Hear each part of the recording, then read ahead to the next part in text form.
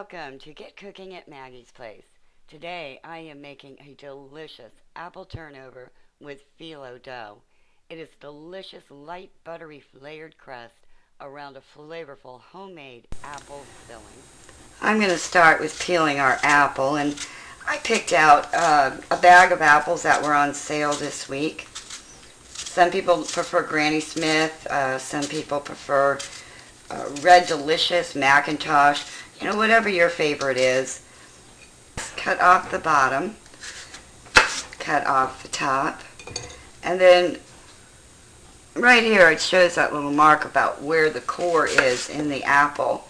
I just want to cut around the core, just the rough part of the apple. It's got the little seeds in the middle. I'm just going to cut that out, throw that in our garbage bowl. And see, here's the other one. And that pretty much does it for the core of the apple. I want to make these bite-sized because we're putting them into the turnover. I don't want them to be too big. I've cut up about 6 apples, put them in our pot, and I'm going to add a half a cup of sugar. And you can add cinnamon and nutmeg or just cinnamon. It's up to you. What I like to add is delicious apple pie spice. About a teaspoon. Really adds wonderful flavor. And of course, a little bit of vanilla. I've also added about a quarter cup of water to the bottom. I just want to mix this up, put a cover on it. We're going to let this simmer just until the apples are soft. Our apples are simmering away and they're just gotten soft. I also tasted the liquid and noticed that it really wasn't as sweet as I wanted, so I went ahead and added another quarter cup of sugar. Now, just for a little bit of extra glossiness and a little bit of flavor, I'm going to throw in a pat of butter, and I'm going to let that melt. And I also want this to be thick, just like the apple pie filling that you get out of a can. You notice how it's got that gel and it's thick?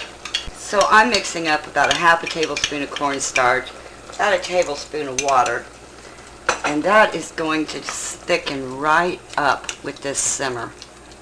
Right there, nice and thick. And you'll notice some of our apples have even broken down.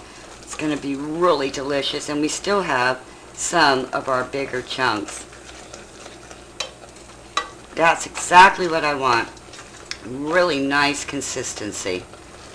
We're going to let this cool down and get moving on to our phyllo dough. Now we're ready to get our puff pastries assembled. And what I have here is a piece of phyllo dough, which is as thin as paper. At first I didn't think it was easy to work with, but after I worked with it for a few times, it's really more simple than you think.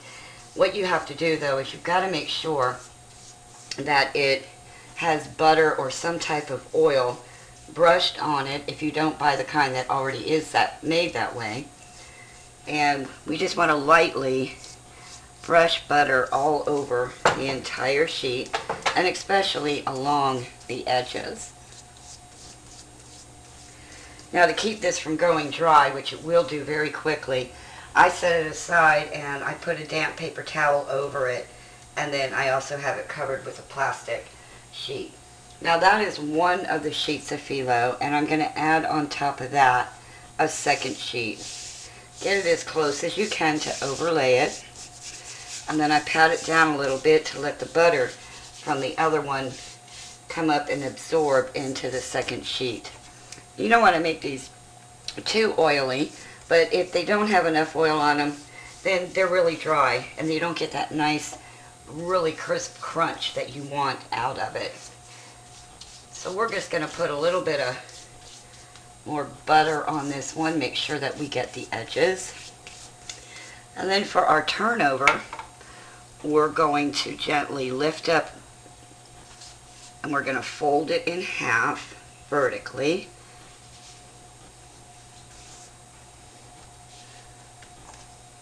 And then I'm going to lightly, very lightly put butter on this portion, and if it wrinkles, No big deal, it's going to be on the inside anyway.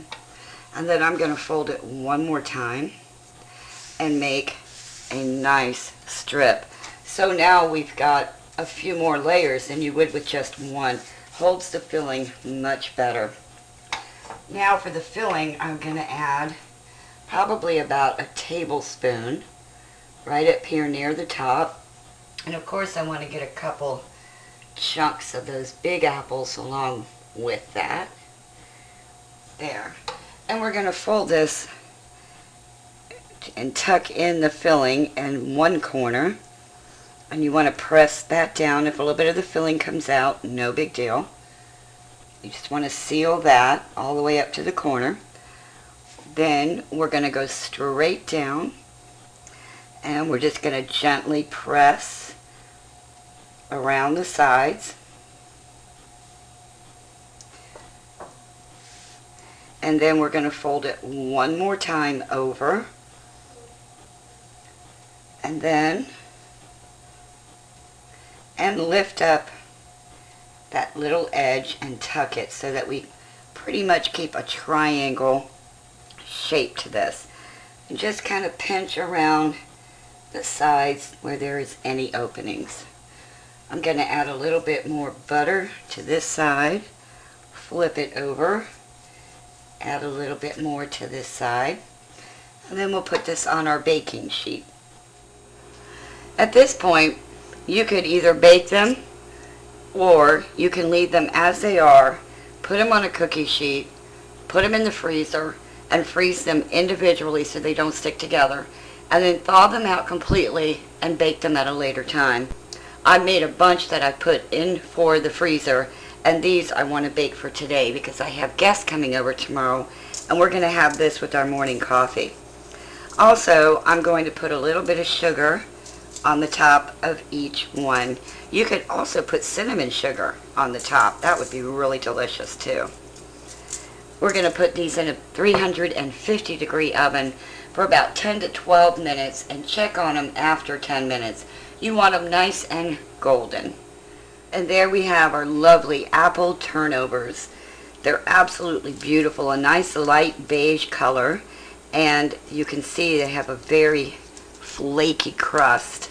That little layer right there, all nice and buttery flavor, and on the inside you have the apple filling, and see how the layer is puffed up from the phyllo dough from layering it over and over. These are going to go great with my breakfast tomorrow morning. I hope you enjoyed this recipe, and for this recipe, if you're on YouTube, look down into the description and you can get the link for all the ingredients and all the tips. And for more family favorites, be sure to go to maggiesplacecookbook.info.